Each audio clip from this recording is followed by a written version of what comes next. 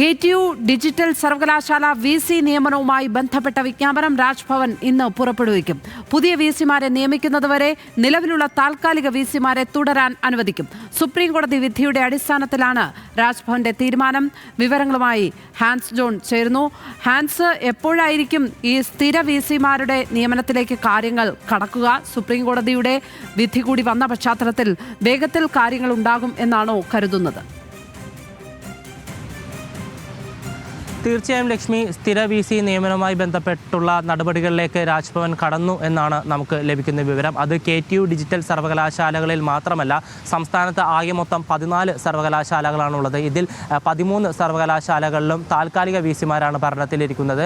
ഈ 13 സർവകലാശാലകളിലും അടിയന്തരമായി സ്ഥിര VCയെ നിയമിക്കാനുള്ള ഒരു നടപടിക്രമങ്ങളിലേക്ക് രാജ്ഭവൻ കടന്നു എന്നാണ് നമുക്ക് ലഭിക്കുന്ന വിവരം. ഇതിൻ്റെ ഭാഗമായി തന്നെയാണ് അടിയന്തരമായി സുപ്രീം കോടതി നിർദ്ദേശത്തിൻ്റെ അടിസ്ഥാനത്തിൽ KTU ഡിജിറ്റൽ സർവകലാശാലകളിലെ താൽക്കാലിക VCമാരെ വീണ്ടും തുടരാൻ അനുവദിച്ചുകൊണ്ട് വിജ്ഞാപനം പുറപ്പെടുവിക്കാനുള്ള ഒരു തീരുമാനത്തിലേക്ക് രാജ്ഭവൻ കടന്നിരിക്കുന്നത്.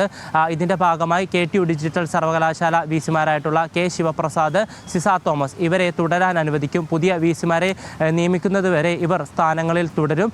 അതിനോടൊപ്പം തന്നെ മറ്റ് സർവകലാശാലകളിലേക്കും സ്ഥിര VC നിയമനം നടത്താനാണ് ഇപ്പോൾ രാജ്ഭവൻ്റെ തീരുമാനം. കഴിഞ്ഞ ദിവസം സുപ്രീം കോടതിയുടെ ഉത്തരവുണ്ടായിരുന്നു. KTU ഡിജിറ്റൽ സർവകലാശാലകളിൽ അടിയന്തരമായി സ്ഥിരമായി VCകളെ നിയമിക്കണം. അതിനോടൊപ്പം തന്നെ മറ്റു സർവകലാശാലകളിലും സ്ഥിര VC നിയമിക്കാനായി സർക്കാരും രാജ്ഭവനും ഒരുമിച്ച് പ്രവർത്തിക്കണമെന്ന്. പക്ഷേ അതിനോടൊപ്പം തന്നെ ഈ 2 സർവകലാശാല VCമാരെയും തുടരാൻ അനുവദിക്കുന്നതിൻ്റെ ഭാഗമായി വിജ്ഞാപനം പുറപ്പെടുവിക്കണമെന്നും സുപ്രീം കോടതി നിർദ്ദേശം നൽകിയിരുന്നു. ഇതിൻ്റെ ഭാഗമായിട്ടുള്ള വിജ്ഞാപനം ഇന്ന് രാജ്ഭവൻ പുറപ്പെടുവിക്കും. അതിനോടൊപ്പം തന്നെ സുപ്രീം കോടതി വിധിയുടെ അടിസ്ഥാനത്തിൽ സർക്കാരുമായി കൂടിച്ചേർന്നുകൊണ്ട് മറ്റ് സർവകലാശാലകളിലേക്കും സ്ഥിരമായി VCയെ നിയമിക്കാനാണ് ഇപ്പോൾ രാജ്ഭവന്റെ തീരുമാനം. ലക്ഷ്മി, ഹാൻസ് ജോൺ ആണ് തിരുവനന്തപുരത്ത് നിന്ന് വിവരങ്ങൾ പങ്കുവച്ചപ്പോൾ.